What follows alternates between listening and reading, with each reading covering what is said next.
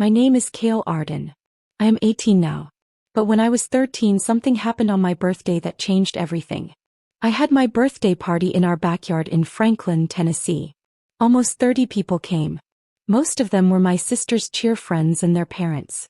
I was leaning over to blow out the candles on my cake when my mom, who had been drinking a little wine, laughed loudly and said in front of everyone, "Sometimes I wish you were never born. This house would be so much calmer." My sister Cerelia didn't even pause before adding, "Mom, seriously, she ruins everything." The backyard went completely silent. Some of my sister's friends smirked. Some parents looked at their shoes. I froze for a few seconds. My fingers felt numb. My face went ice cold. I set the knife down and walked inside without saying a word. That same night, before I slammed the front door, I looked back one last time and said, "Fine. From now on, just pretend I'm already dead." Then I left with nothing but my backpack. Before I continue further, don't forget to subscribe and join the awesome community. Drop a comment below to tell me where you're watching from and what you think of the story. 5 years later, everything that happened after that night made my family panic. They didn't see it coming at all. My life has always been about being the extra kid in the family. Ever since I can remember, my sister Cerelia got all the attention. She started cheerleading when she was 7. By the time she was 9, she was already captain of the junior cheer team at Battleground Academy. Mom and Dad made sure everyone in town knew how great she was. They bought her new uniforms every season, fancy bows, and pom-poms with real crystals that sparkled under the stadium lights. Mom and Dad paid for private cheer lessons in Nashville and special stunt camps in Atlanta. When Cerelia led her cheer team to nationals in 8th grade, Dad rented a party bus for the whole team and Mom threw a big watch party at the country club. I got handed Cerelia's old cheer shoes when I begged to try out. They were 2 sizes too big and the soles were worn smooth. I slipped on the gym floor the first day and everyone laughed. Dad told me cheer wasn't really for me. Cerelia also started riding horses when she was 10. She had weekly lessons, wore fancy show jackets, and competed all over Tennessee, Kentucky, and Georgia. She came home with blue ribbons and big silver cups. Mom even turned the upstairs bonus room into a trophy room just for Cerelia. I loved horses too. I asked for riding lessons every birthday and Christmas. But the answer was always no. Mom said, "Those lessons are for Cerelia. She's the best. You just hold her back." I got to feed the neighbor's old horse sometimes and that was it. Cerelia got the big bedroom painted lavender with a walk-in closet. The second biggest bedroom became her cheer room. There were alaricks for trophies, racks for her uniforms, a full-length mirror with lights around it, and bins labeled by color for her bows. I slept on a pull-out couch in the basement. No real door, just a sliding barn door that never closed all the way. In summer, the basement felt like a sauna. In winter, I had to wear 3 hoodies to keep warm. My clothes lived in plastic boxes under the stairs. When relatives visited, they got the guest room. I stayed on the couch. Mom called me low maintenance. Weekends were for Cerelia. Dad loaded the trailer with her tack boxes and drove her to horse shows in Lexington, Atlanta, or Birmingham. They left Thursday night and came back Sunday evening. I stayed home to mow the yard or clean the horse trailer when they returned. If I asked to tag along, Dad would sigh and say, "You'd just be bored in the bleachers all day." Mom turned the church bulletin board into the Cerelia showcase. Every week there were new photos of Cerelia doing cheer stunts, riding horses, or holding trophies. People stopped her after church to tell her how proud they were. My report cards, even when I got straight A's, never made it on the board. When I won the school spelling bee in 6th grade, Mom said, "Good job," and immediately asked if Cerelia's show jacket still fit. Dad's morning routine never changed. He would back the truck out of the garage, look at me in the rearview mirror while I waited for the bus, and say the same thing every single day, "Don't cause trouble today." Then he would drive off to take Cerelia to early practice. That was my life, being the quiet, extra kid who made Cerelia look perfect. I learned quickly that asking for anything reminded everyone how little I mattered. The week before my 13th birthday, Cerelia had a huge party at the equestrian club on the edge of Franklin. They rented the indoor arena, brought in a DJ who played country remixes, had pony rides for the little kids, and a full dessert bar with a 3-tier cake shaped like a horseshoe. She wore a white riding outfit with rhinestones and a sash that said, "Birthday Princess." Mom spent a whole month planning it. Dad took the day off to help hang lights. My birthday was different. It was called a family barbecue. Almost 30 people showed up, mostly Cerelia's cheer squad, a few kids from her horse team and some church friends. Only 2 kids from my grade came and it looked like their moms had forced them to come. The grill was smoking. Someone had a Bluetooth speaker playing Luke Combs. Mom set up folding tables with checkered clothes. She baked a single-layer vanilla cake from a mix, put canned frosting on it and stuck 13 candles in a circle. I wore the same hoodie I had worn to school the day before because nobody remembered to get me anything new. Cerelia was still in her rhinestone riding jacket taking pictures with her friends. Dad handed me the knife and said, "Hurry up. The food's getting cold." I leaned over the cake to blow out the candles, and that's when Mom said it. She laughed too loudly, put her arm around Cerelia and said, "Sometimes I honestly wish you were never born. This house would be so much calmer." The music kept playing but everyone stopped talking. Some of the younger girls gasped. One dad coughed into his beer. Cerelia didn't miss a beat. She flipped her ponytail and said, "Mom, seriously, she ruins everything." My face went ice cold. My fingers went numb around the knife. Nobody said, "That's too far." A few of Cerelia's friends even giggled. Dad just flipped another burger like nothing happened. I set the knife down, slow and deliberate. I didn't slam it. I didn't cry. I turned and walked inside. Nobody offered me a soda or even asked if I was okay. I grabbed my old school Chromebook from under the couch, the one with the cracked corner. I grabbed every t-shirt and pair of jeans that still fit, my hoodie with a hole in the sleeve, and my toothbrush from the half-bath nobody else used. I found a coffee can hidden behind the furnace with $320 in crumpled bills that I had saved from sweeping the church parking lot and walking neighbors' dogs. I stuffed everything into my backpack. I tore a sheet from an old notebook and wrote 6 big words in black Sharpie. "I'm gone. Don't look for me." I placed it in the center of the kitchen island, right on top of the paper plates. Then I walked back through the yard. The party had already started again. Someone turned the music louder. Mom poured herself another cup of wine. Cerelia posed on the picnic table for a group photo. I didn't look at any of them. I pushed open the side gate and walked down the sidewalk. The street lights glowed orange. I walked past big white houses with perfect lawns, past the corner where the street light always flickered, for blocks to my grandparents' little brick house at the end of the street. It was quiet. The porch light glowed like it always did. I got there just after 1 a.m. and knocked softly. Grandma opened the door. She took one look at me and pulled me inside without saying a word. She held me while all the sadness I had carried for years finally came out. That night I slept at Grandma and Grandpa's house for the first time. Grandma gave me the back bedroom. It had a twin bed, an old oak dresser, and a window that looked out at the magnolia tree. Grandpa started teaching me real things the next morning. We were in the garage by 6 a.m. him in his faded work clothes, me in yesterday's clothes. He taught me how to gap spark plugs, bleed brakes without making air bubbles, and how to tell if a car part was bad just by listening. On Saturdays, Grandpa took me to the Harpath River with 2 cane poles and a can of corn. He taught me how to bait a hook so the catfish wouldn't steal it. He showed me how to keep my line in the shade and how to be patient while fishing. Grandma took over cooking lessons. She taught me real Southern food, how to make buttermilk drop biscuits that didn't need rolling, how to fry okra without it getting slimy, and how to turn one chicken into 3 different dinners. Living with Grandma and Grandpa was the first time I felt like I mattered. They treated me like I was important. They listened when I talked. They encouraged me to learn and try new things. I started building skills and confidence I never had at home. I loved spending time in the garage with Grandpa learning about cars, engines and tools. I loved cooking with Grandma and learning how to make things from scratch. For the first time I felt like I had a place where I belonged. Meanwhile, back at my parents' house, life continued without me. Mom and Dad didn't notice I was gone right away. Cerelia was still getting all the attention, all the parties, all the lessons and all the praise. But I was no longer there to be ignored or to feel small. I had escaped the house where I had always been the extra kid. I had found a place where I could grow and learn and be seen. Over the next few years I learned so much. Grandpa taught me everything about cars, trucks and machines. Grandma taught me about cooking, sewing and fixing things around the house. I learned how to fish, hunt and take care of animals. I learned how to be patient, strong and confident. I discovered that I could do things I never thought possible because I had finally been given the chance and the time to learn. By the time I was 18, I had changed a lot.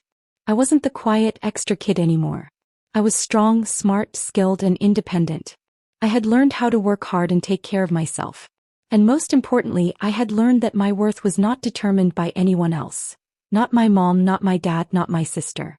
I had found my own place in the world and nobody could take that away from me. Every Sunday after church, she would sit me down at the kitchen table with her checkbook and calculator. She wanted me to learn about money, how to save it, and how to make it work for me instead of me always working for it. She would say things like, being poor is just a mindset, but being broke is only temporary. I started learning about money when I was 15 and had my learner's permit. I was very excited because it felt like I was starting to take control of my own life. My very first job was opening Just Love Coffee on Curthurst Parkway. Every morning I had to wake up at 4 a.m., put on my jacket and walk a whole mile in the dark just to get to work. When I arrived, I had to unlock the shop, turn on the espresso machine and start making coffee. I would make coffee and pull shots until the line of people waiting outside was long, stretching all the way out the door by 6 a.m. People would leave tips in a jar and every Friday I got the cash in my hand. I loved the feeling of earning my own money. It made me feel proud and independent. During the summers I also cut grass. I had to mow 25 lawns in the older neighborhoods. I used a push mower, a weed eater, and a blower. I charged $80 for each lawn and people paid me in cash. It was hard work under the hot sun, but I liked seeing the freshly cut grass and knowing I earned that money myself. In the winter, I worked at the church library from 6 to 10 p.m., 3 nights a week. I helped kids with their homework while I did my own in the back. I enjoyed helping the younger kids and it gave me a quiet place to focus on my own schoolwork too. I was learning responsibility, patience, and how to manage my time. Then something very sad happened. Grandpa had a heart attack when he was near Mrs. Henderson's minivan. I came home from school and found him lying on the driveway. He lived for 2 more days at Williamson Medical. It was scary and sad. At his funeral, Alaric and Everin stood at the back left. Cerelia sent flowers but didn't come herself. Losing Grandpa was very hard and it made me realize how fragile life can be. Grandma kept going for a while but then she got very sick with pancreatic cancer. It was very fast and she passed away 6 months later, the week after I turned 18 and graduated from high school. The will reading at the lawyer's office was simple. The house on Franklin Square, the paid-off Chevy and $41,000 in savings all went to me because I was the only grandchild and already an adult. Since everything was very clear, no extra court work was needed in Tennessee. That summer I started working even harder. I took an early morning shift at the coffee shop, even in the hot summer sun. I also ran the church library from 6 to 10 p.m. for nights a week. I saved every single paycheck. I filled out the FAFSA alone at the library's public computer, carefully typing in every detail line by line. I wrote my essays in the back of the library and printed them for just a dime each. My school counselor, Seraphine Liss, read my final draft and told me I was ready to submit it. I did exactly that. In April, I received a thick envelope from the University of Tennessee. I had been accepted with a full ride to Knoxville for mechanical engineering. Everything was paid for, tuition, fees, housing, meal plan, except books and pocket money. I packed my same old backpack with a few extra shirts and my Chromebook, which finally worked well enough to do my homework. I also packed a suit I got from Goodwill for future interviews. I changed the locks on Cedar Lane the week after Grandma's funeral just to be safe. Standing in the driveway, keys in my hand, I felt something I hadn't felt in 5 years.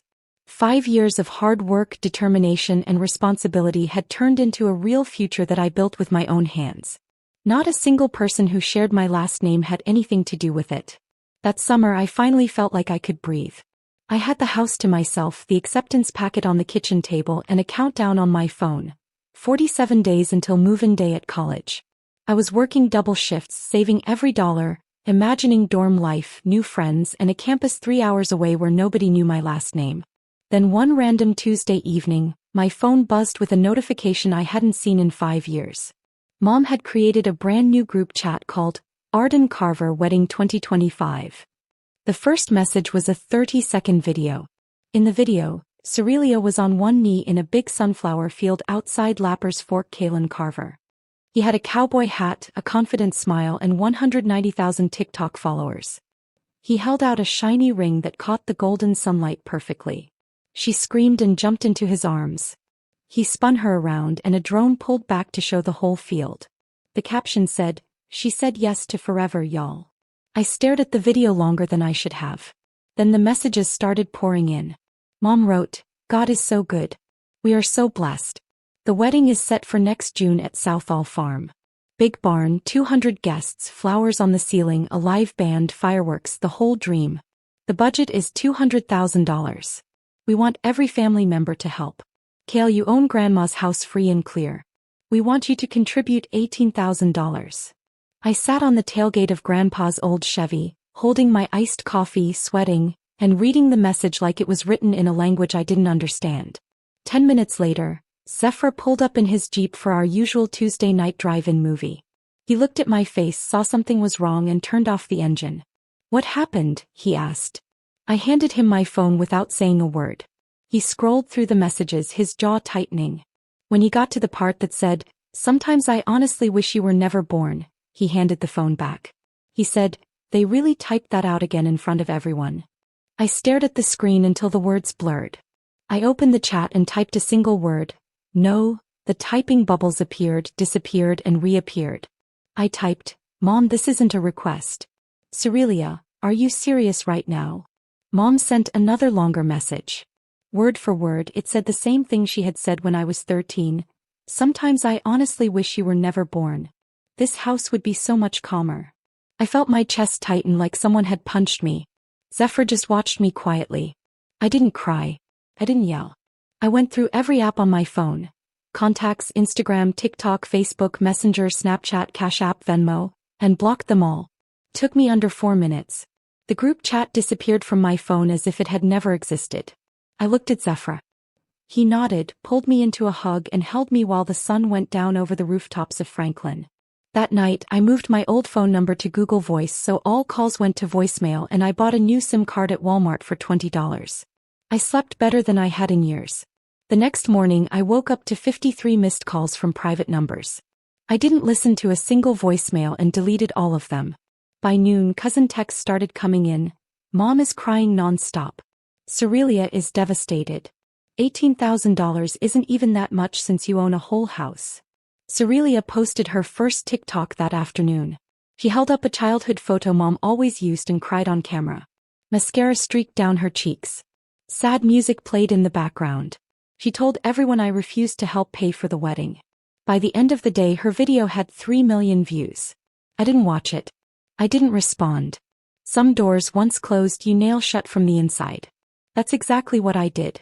6 days later, Aunt Vera came. She drove up in her white Tahoe at 8:30 a.m., still wearing her floral church dress from the day before. Her eyes were red and swollen from crying. She pounded on the door. I watched her on the doorbell camera for a full minute before opening it just 3 inches. She shouted, "Kale Marie Arden, get out here right now. Blood is thicker than water. You're breaking your mom's heart." I let her finish talking. When she slowed down, I said calmly, "You said what you came to say. Please leave my property." I closed the door, flipped the deadbolt, and even turned off the porch light, even though it was daytime. She stayed out there crying loudly for 25 more minutes before finally driving away. Dad waited for Zephyr's Saturday morning shift at Just Love Coffee. He walked in wearing steel-toe boots and sunglasses, didn't order anything, and stood in front of the register. He shouted so everyone in line could hear, "Tell that little thief to pay for her sister's wedding, or I'll file a police report for the Garmin watch and the cheer money she stole when she ran away at 13. Zephyr didn't flinch. He smiled the same way he always does when dealing with rude people. "Sir, you have 10 seconds to leave before I call Franklin Pay myself." Dad slammed the door so hard that the bell flew off. The shop owner banned him for life and posted the footage online. The video got 30,000 views in a single day. Mom went online at 2 a.m. and posted on a church Facebook group. She wrote 800 words, saying I was a rebellious teen who ran away, stole from the family jar, and refused to help with my sister's wedding. She included the same childhood photo, 3 crying emojis, a broken heart, and a Cash App link. Her post spread to every neighborhood group within 20 miles. Even though the messages and posts kept coming, I didn't respond. I didn't need to. I had my house, my future, and my independence. I had learned how to work hard, save money, and take care of myself. Some doors, once you close them, you nail shut from the inside, and that's exactly what I did. By Wednesday, my old high school teachers were sending me messages. They were worried about me. They sent pictures and asked, "Are you okay?" I didn't know how to answer at first. Then Cerelia did something big on Thursday night. She made a TikTok video that was only 60 seconds long. She filmed in her bedroom. The room was dark and the ring light she used was very low. Her mascara was running down her face, making black streaks on her cheeks. She was crying. In the video she told a story about me. She said, "Your little sister gets addicted to video games, steals your things, runs away when she is 13, and when you finally get engaged she disappears and won't help pay for your wedding." Then she did something that made my stomach hurt. She held up the old note I had written when I was 13. She had kept it for all these years. She zoomed in on my handwriting, which was messy and small because I was just a kid. She added a sad country song that was very popular on TikTok. The caption said, "Some wounds never heal." She called herself the prodigal sister, and said that our whole family was mean to her. People watched it very fast. The video got 3 million views in just 36 hours. The comments were horrible. People found my LinkedIn page and my graduation pictures from high school. Zephyr's Instagram started getting tagged by local news stations. Someone even made a fake account called Kale Exposed, and posted my home address with a scary skull emoji next to it. My voicemail was full of strange messages. Strangers were quoting Bible verses and calling me mean names. One woman even left a 5-minute message crying. She said I was tearing apart the church. I didn't know how to handle it. But I did something smart. I saved everything. I saved screenshots, recordings, and all the dates. I sent the worst threats to the police and to the university so that they would have proof. We needed this to stay safe when classes started. Zephyr and I changed everything in our daily life. I started parking far away and walking to the back door at work. Zephyr started carrying his concealed gun in a bag just in case. We turned off all location services on our phones. We made our Instagrams private. We paid a company to remove our names from every person's search site. I even bought cheap backup phones for emergencies. It was very stressful. Strange cars slowly drove past our house at night. Church ladies left casseroles on our porch with notes saying, "Turn the other cheek." Cerelia posted daily updates about how sad she was and how she wanted her sister back. Mom shared updates on GoFundMe like Bible verses about helping family. Even with all this, one thing became very clear. I had been right to leave them when I was 13. They hadn't grown up. They had only become louder, meaner, and better at acting like victims. I wasn't going to pretend or play along. Mr. Thowrick Carver didn't waste time. He owns the biggest chain of building supply stores in Middle Tennessee. Kaylin works part-time for him doing social media ads while making TikToks. Kaylin came home crying about how Cerelia's lies were ruining everything. Thowrick listened for about 30 seconds, then picked up his phone. He hired a company that checks phones and computers to find the truth. They are the kind of people who work for lawyers and insurance companies. They took every text, every deleted TikTok, and every old backup from Kaylin's and Cerelia's phones from the last 2 years. It took 4 days to get all the information. Finally, Thowrick called my parents and Cerelia to his office on a Thursday. It was a big glass building and flags were flying outside. He told them to come alone, no lawyers, just family. They thought it was going to be about wedding money. Thowrick had a big conference table set with bottled water and one folder in the middle. He didn't give them chairs at first. He opened the folder and showed all the proof. There were Mom's church posts asking for prayers, screenshots of Cerelia's TikTok lying about me, the exact note where Mom wrote that she wished I was never born, and Dad's threats from the coffee shop that were recorded. Even the note I left on the kitchen table at 13 that Cerelia had posted was in the folder. Then he showed a paper from the digital experts. The paper said that all the messages, videos, and posts came from Cerelia or Kaylin's devices. Thowrick looked up at them and said in a very flat voice, "Here's what's going to happen.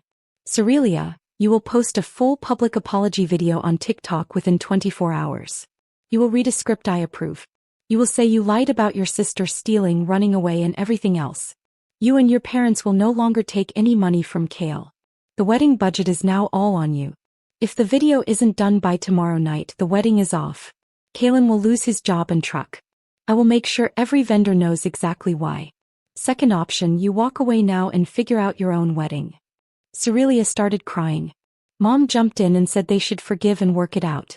Dad said kids make mistakes. Thowrick didn't raise his voice. He said, "I don't care about your excuses. I care about my son marrying into a family that treats each other like this. Choose." Cerelia looked at Kaylin. Kaylin looked at the floor. She whispered, "I can't post that. I'll lose everything, my followers, my brand deals." Thowrick nodded, closed the folder and said, "The wedding is postponed. Kaylin, keys are on my desk. You have 30 days to move out of the apartment I'm paying for." They left the building. Cerelia sobbed in the parking lot. Mom screamed that he was destroying her daughter's life. Dad stayed red-faced and silent. Kaylin texted Zephra from a new phone number. "It's over. Dad killed the wedding." I didn't celebrate. I didn't gloat. I just felt quiet. The people who had thrown me away at 13 finally had to look in the mirror, and they hated what they saw. Cerelia's online life collapsed faster than anyone expected. Within a week, the 5 biggest brands she worked with all dropped her. The brands said politely, "After recent events, we no longer feel our values align." Private emails were harsher. They included screenshots of her old texts calling me a thief. One by one, the contracts were cancelled. Payments were reversed. Free products she had received were stopped. Her followers started to drop. Her numbers went from 190,000 to 130,000 in just 1 month. She ended up taking a normal office job in Cool Springs. She wore khakis and polos, answering phones and making copies. She made $42,000 a year before taxes. Kaylin moved back in with Thowrick and took a job in the family warehouse. Mom and Dad got a letter from their church the next Sunday. The church elder board voted to put them on temporary suspension. They couldn't teach Sunday school, serve communion, or go to potlucks. People in the grocery store were still polite, but their church friends closed their inner circle. Mom was removed from the women's Bible study group. Dad's men's breakfast table had no empty chairs anymore when he walked in. I graduated from UT Knoxville with honors in mechanical engineering. My GPA was 3.8.